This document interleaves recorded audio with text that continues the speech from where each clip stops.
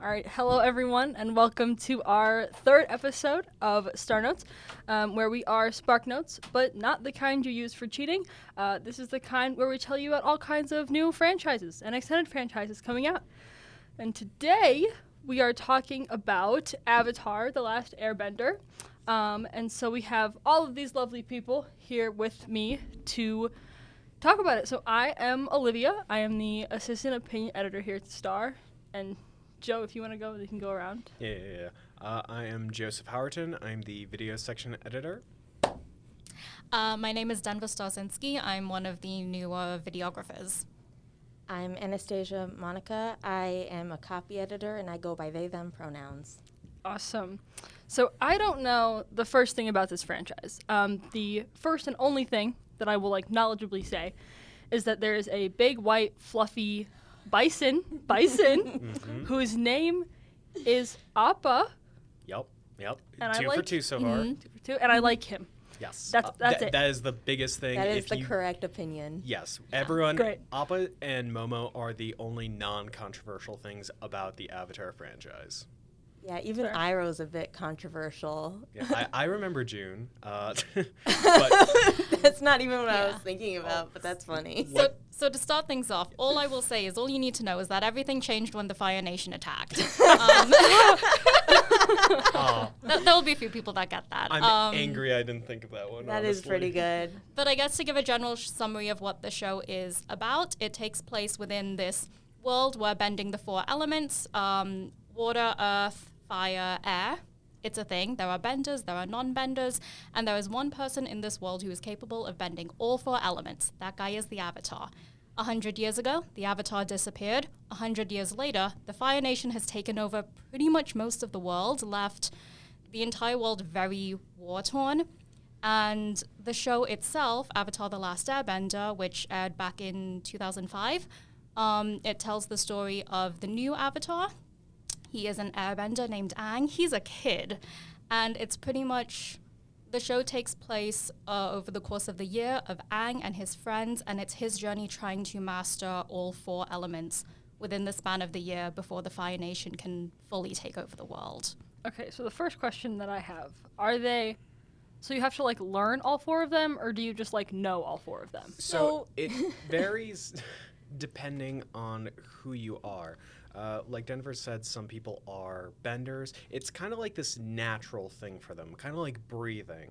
You can't really learn how to become a bender. You are either born a bender or you're not born a bender. So it actually leads to some kind of interesting class issues where, especially with the Fire Nation, the royalty there really stresses that you are either a firebender or you are just a grunt soldier, okay? Firebenders are kind of at the top echelons of society, especially amongst the royal family. The Avatar is the one exception to the rule where not only can they learn, where they just learn additional elements. Okay, so are they a well-liked person? Are they not well-liked? Where are they sit there? It really depends, depending on what the political situation is, and they really did not shy away from that in Avatar. But basically, the previous Avatars all had their own goals, and they were relatively well-liked, except for people who were doing stuff that the Avatar had to stop, trying to take over the world. But the common people generally, I think they were kind of indifferent. I'm pretty sure the Cabbage Man didn't like him, but...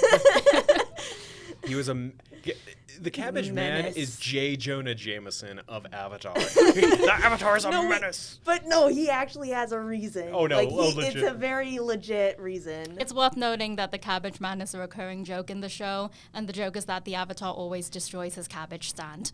God. Always. Cabbages. Okay. Yeah, if you ever heard that bit, Yeah. that soundbite before. Yeah. So moving a little bit from kind of general plot. So it started as a cartoon, right? Yeah. And then was made into a movie. Oh, wow. Talk to me about the movie. Okay. I guess here I think I might be able to organize this. So the cartoon, like I said, came out back in the mid 2000s. It was on Nickelodeon, very beloved. Immediately, before the show was even finished airing, Yeah. Before the show was finished airing, Nickelodeon started production on a live-action adaptation.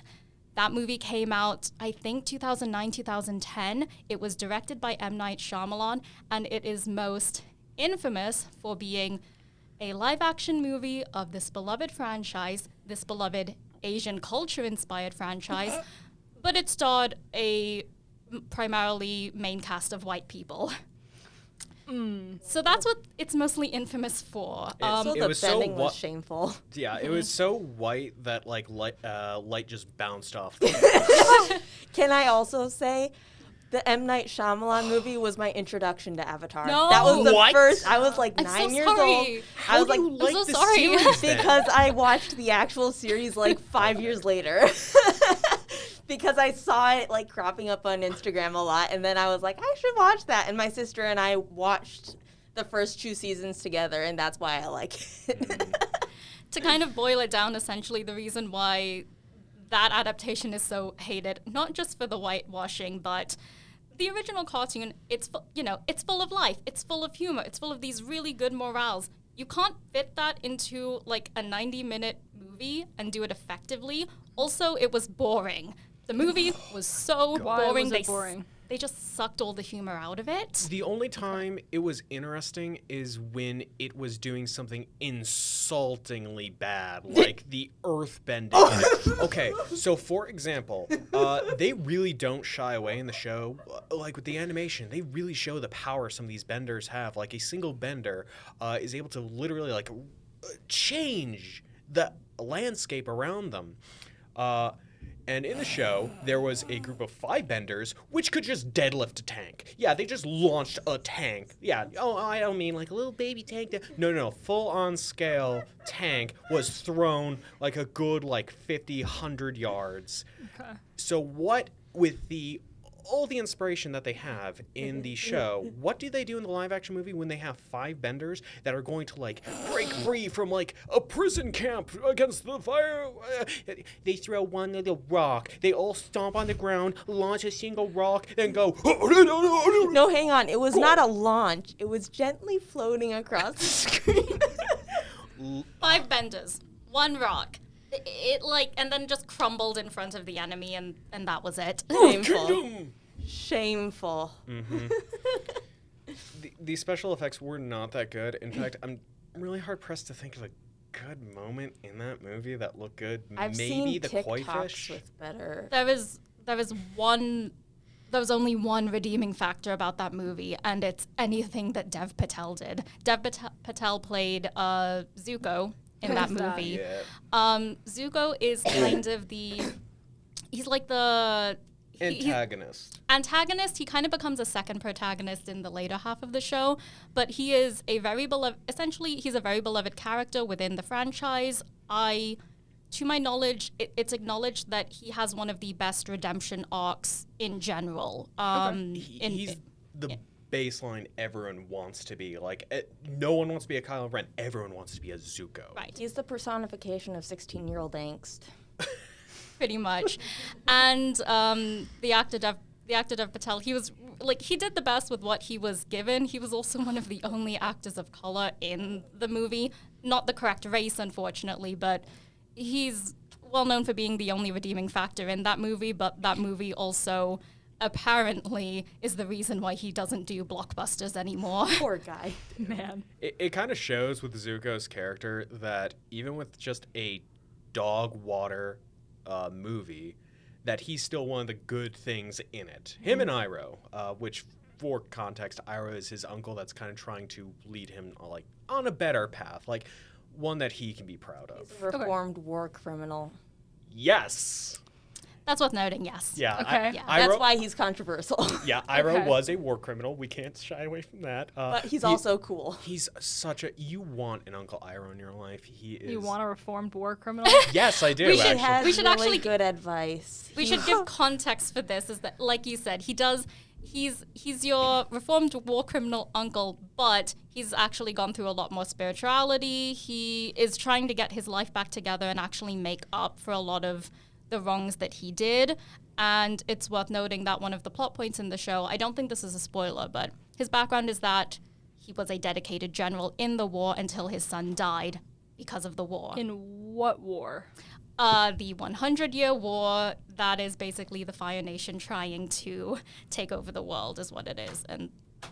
But his son ended up dying, and he spent pretty much the rest of his life just trying to make up for it and trying to find balance within himself and encourage balance within other people. So his relationship with Zuko is a lot of people, I think it's a lot of people's favorite part about the show. I think also it's because with Uncle Iroh, because he went through that redemption, he now sees exactly why and how everything he did was bad, and therefore he can explain that. I see that a lot with like people who have come from a bad place, because now they can see exactly why it's bad. He saw the horrors of like the Fire Nation's imperialism in them like going and conquering around these different lands, and has decided to better himself through it. So he went from like conquering these lands to like actually learning and dedicating himself to their study.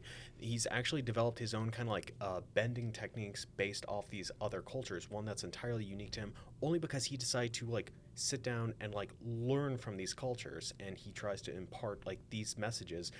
There's a beautiful episode where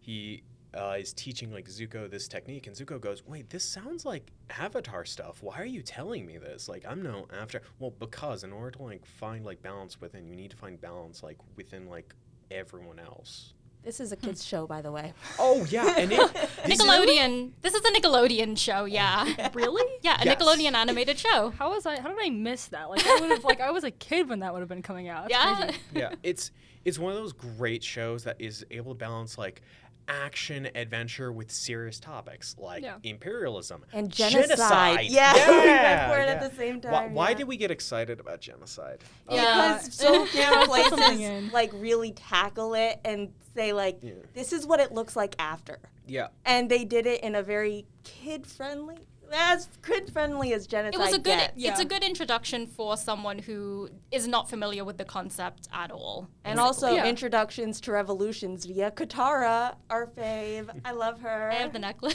Yeah, I know. I noticed. By the way, it's worth noting, guys, that when we say this is Avatar, The Last Airbender, they really do not shy away from the fact that Aang, our main character, the Avatar, is the last airbender. He is dead bodies. He is the last air nomad in existence. Why is that important? Because the Fire Nation, when they originally attacked 100 years ago, they knew that the only person who could stop them was the Avatar, and the Avatar is born reincarnated cyclically. They're born to a different nation, so it's Earth Kingdom, then Fire Nation, then Air Nomads, then Water Tribe. Well, so what did they decide to do? The next Avatar is going to be born to the Air Nomads, so we need to slaughter them all so he does not grow up to become a threat to our imperialistic empire. Oh. We literally You really didn't know what you were getting into, did you? Yeah, we literally see the dead carcass of his mentor in like the first 100 season. The years first later. half of the first season, I think. It's the Third third episode. third episode, yeah. Again, this is a kids show. Yeah, and the episode before, they were penguin sledding. Yeah. Oh man. It balances just everything so well and beautifully. Yeah, and it wasn't jarring at all. No. treats kids like adults and makes adults feel like kids. That's a good way to put that, I feel like. As someone who's never experienced that. That's a good way to put that, I feel like. It remembers that kids are people who are learning how emotions work and how the world works. So it remembers that children are just smaller people. Yeah. Well, as we look ahead to the new show, new adaptation Yeah. Show, yeah. How do we feel? Are we excited? Are we nervous? The cast So, is gorgeous. The cast is gorgeous. I Yeah. got so hyped. I will get into this one in a bit. So for the context of this one is, like I said, the original cartoon was by Nickelodeon. This new adaptation that's going to be coming out, I believe next month, is being produced by Netflix. Some background for it was the original showrunners of the animated show were supposed to be involved heavily in production. They left the adaptation a couple of years ago. But For the show, you're saying? for the new adaptation. Okay. The original creators decided they weren't going to be involved heavily in production anymore, which got a lot of fans really upset. But I will note, and this is something that not a lot of people actually know, the 2 original showrunners are still credited as writers for a couple of episodes with the new adaptation. They're just not actually running the show for this new adaptation. But for all intensive purposes, this new adaptation is, I believe the showrunner now is, his name is Albert Kim. He is an Asian man as well. The new cast, no whitewashing. Thank God in this one we have a full POC cast, which is, being Asian myself, I really appreciate that. While I go into this adaptation with cautious optimism, I'm very happy to see this story actually being tackled by people of color, people from these cultures, and like hopefully it means a lot to them as well that they can tackle this as well. There were actual indigenous people in the cast. When I saw that the promo was coming out, I looked up every single person that was shown as cast, and I was looking at them all. And Katara and Sokka's Cherokee, I think, and Yes. Katara is from one of the First Nations up in Canada. I think. Yes, she is, yeah. So I got very hyped. I was like, oh yeah. And we've got some Filipino actors and Angus Korean. Filipino, which is Yes. I'm Filipino as well, so I'm just like, this is cool. My step grandma is Filipino, and her entire family is Filipino. So I got really excited. But yeah, I say cautious optimism still though, because there's a lot of excitement. There is still a lot of reluctance for it, and I'm sure you have thoughts about that as well. Especially because with the with the live action movie adaptation, we as a fandom have been let down before. Yeah. We have been let down so hard. So everyone has really close eyes on this one to make sure they're hopefully going to get it right. And the trailers have been great so far, but I'm still waiting for the show to actually come out to see the writing itself. Yeah. Joe, how do you feel? I think I'm kind of the same boat as Denver. I feel really optimistic about this, but I'm still a little hesitant about it. Unfortunately, Avatar is one of those things with its quality. It's so good. It's like that Spider-Man Far From Home quote, Tony couldn't even live up to Tony. Avatar can't really live up to itself sometimes. Mm-hmm. It has sequel series, Legend of Korra, which everyone, their opinions are mixed on, and the big consensus is it's just not Avatar: The Last Airbender. And that's fair. There are even some people that while I love a majority of the episodes in it, there are some that just do not. Yes. Mm-hmm. Why is it that I didn't have to say? That was also the first episode of Avatar I ever got to see. How are you in this fandom? Determination. Yeah. So it's. Oh God. It's okay. Anna will cut it. It's fine. Okay. Thank you, Anna. Thank you, Anna. It's one of those shows that it's hard to live up to itself, but with hindsight, I'm hoping that they're not only able to do this show justice, they're actually able to expand on these elements. See what I did there? Elements. Yeah. The elements of the show that just resonated so well with people and work so hard. And maybe we'll also see some fun, interesting world building, because they're still going with the comics. The Last Airbender, it's still going today. If you want to find out what happened to Zuko's mom, read the comics. They're good. I personally, I know we're looking a couple seasons ahead for this one, but I remember reading from an Inuit person on Tumblr, with how, I forget her name, the old lady who taught Katara extra waterbending. Oh, no. Yeah, how her story ended, that's not how an Inuit story would have ended, because they respect their elders so much. So I kind of hope that they also take this extra stuff from the people whose cultures they're drawing from, and they take this extra stuff and work it in, because there are some things that I kind of hope do get changed from Avatar. I hope the ships get changed a little bit. I hope they get updated in a more meaningful way. The Fire Nation ships? Why? No, I mean pairings between characters. I was so those I was ships. Yeah, I like boats? Katang. Huh? I like Katara and Aang. I like them too. There's just a couple things I would prefer it if they would update and tweak. Okay. So for I won't get into that, but for everyone who has no idea, Who are Katara and Aang? Give me like. Oh yeah. So, Aang. I think I mentioned him in the beginning initially. He's our protag. He's our protagonist. He's the 12-year-old air nomad who is also the Avatar. The fate of the world is in the hands of this 12-year-old, basically, is what it is. No pressure. Great. Katara is the first friend that he makes in the series after he wakes up for the first time 100 years later. Katara is actually the last waterbender of the southern water tribe. There's 2 water tribes. The northern one is still okay. They've managed to stay out of the war for the most part. The southern water tribe has been completely decimated by the Fire Nation. It still exists, but much like unfortunately, a lot of existing indigenous cultures today, their culture has been it's been attacked, it's been raided, and their village is very small. Katara grew up knowing she was the only waterbender in her village, so she feels like it's a big part of her to master waterbending. She wants to master her waterbending and continue this part of her culture that's been erased, is what it is. Yeah. And the 2 of them do end up together by the end of the show, but leading up to it, it is very focused on their friendship. Yeah. So is this like the show, like, overall, is it just a commentary on like imperialism and genocide and things like that? Like, is there more to it than just like the world that they're living in? It's also stuff about propaganda and Ba Sing Oh, Se.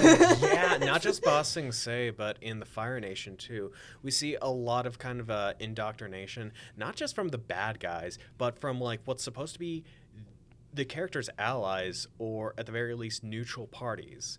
Like in Ba Sing Se, we see literally people brainwashed into thinking, oh yeah, there's no war. Yeah, there's no this 100-year war where this Fire Nation, they're coming in and taking over lands. No, in Ba Sing Se, there is no war. There was also in the first season, which we should see in the coming adaptation, that fight with Paku, you know, the feminism and stuff, like, that's fun. I cannot wait to see Katara beat his butt. At the end of the first season, another thing they tackle is actually sexism, especially sexism as far as it relates to anyone who uses tradition or whatever as a reason for why you can treat girls like they are lesser than men. You mentioned earlier, like, whether or not the show exists as a commentary. I know back in the day it kind of just existed to be a fun show that was made to sell toys, essentially is what it is. Yeah. Okay. Because cartoons back in the day, that's why most of them exist. Yeah. The go-to strap. Yeah. But it's a cartoon that managed to tackle themes on like all kinds of things like genocide, war, anything really relating to war. Toxic families. Oh, yeah. That's a big one, especially where the Fire Nation is concerned, generational trauma. I don't know if it was ever intentional that they were going to do this from the start, but as far as the reputation Avatar has now, that's very much what it's known for. Yeah. Okay, so we've got about like 6.5 minutes. Okay. Oh my god. So, if anyone out there listening, watching, however you consume our podcast, if you are interested in anything that you've heard today, or you want to learn more about the things, we have anime clubs on campus. Love those. Otherwise, we have like Asian studies classes and things like that we can take and do. Yeah, as far as the resources on campus, if any kind of Asian cultures really interest you, if this is something you want to learn more about or even go to like club meetings in regards to it, we have the Asian American Resource Center on campus is the big one. We also have the Center for Southeast Asian Studies as well, and there are clubs and activities relating to both of those on campus. And if you're interested in the languages, just a little promo for the Foreign Language Residence Program, we've got a Japanese, Tagalog, which is Filipino, and I think we've just now got our Indonesian table, which is very hype. And I think we also have a Thai club, like a Thai language club somewhere. That's so cool. I love all of those things. So do we have final thoughts before? Thoughts about Avatar: The Last Yes. Airbender. God, that is hard. Or about why people should watch more episodes of our podcast. I didn't know we had a podcast, to be Oh my real God. here. I work like here. 3. How do you not know that you work here? I started like middle of last semester, and that has been chaos since then. I guess bringing it back to Avatar: The Last Airbender, though. God, it's so okay. The world building in this show is phenomenal. Like everything suits a purpose. Like, and they don't play around with like the fact that the bending, it's like our world, but here's this fun little gimmick. No, it is ingrained into how they get around and how they produce goods and or services. For example, the capital of the Earth Kingdom, Ba Sing Se, they literally have stone trains, which they just have like 2 earthbenders just like push them. Like for a world that has like no kind of like gas, but okay, it actually has some kind of like minor technology. I said it has tanks, but like no like real electricity or like gas power like infrastructure, kind of like that. That is amazing, and the show is beautiful. I'm rambling because I want to talk about everything. Yeah, no, you're good. You've also got turtle ducks. Those are very cute. Okay, if we walk away with you knowing one thing, is Turtle that there ducks. are no normal animals Except for the bear. except for one in the universe. Every single animal is a combination. Like Appa, remember the flying bison? the cow. He's part he's part bison, part platypus. There's Momo, which is a lemur mixed with like a bat, I think. There are turtle ducks, but there's one exception, which I love that the characters point this out. There is just one regular bear that is the pet of the Earth King, and it's like, okay, we can meet the Earth King. He's having a party for his bear. What bear? A platypus bear or an armadillo bear? No, the invitation just says bear. Is it literally just a bear? Yeah, it's just It's a just bear. a bear. So cool. Yeah. And they're like, this place is so weird. As far as my final thoughts on the show, I guess to kind of cap it off, one of the things that's notable for me about the show is a lot of people, they say they started watching the show when they were still a kid, you know? And it was back in 2020, I think, when Netflix acquired the rights and was able to stream it again, that there was just this big boom of Avatar content, and it became so clear that so many people still love this show back from like 15, 20 years ago. This is a show that means a lot to a lot of people. It means a lot to its original fans as children. It means a lot to, you know, Asians as well, being able to see our culture represented in like more mainstream ways as well. So again, fingers crossed that the franchise will kind of continue to grow and bloom because the fandom deserves it. We deserve good content. We deserve good representation. I'm sorry to end this off after you've just done this very meaningful thing, but I finally remembered what I was going to say, which is that we have a Florida allegory in there with Florida men. They're also Florida men. Yeah, every they have so many cultures represented, okay? They have a lot of East Asian cultures. They have Inuit cultures. Also, Florida. Yeah. Florida is its own thing. at It this really point. is. Like, Even in the universe, it's its own thing. that's so funny. Mm-hmm.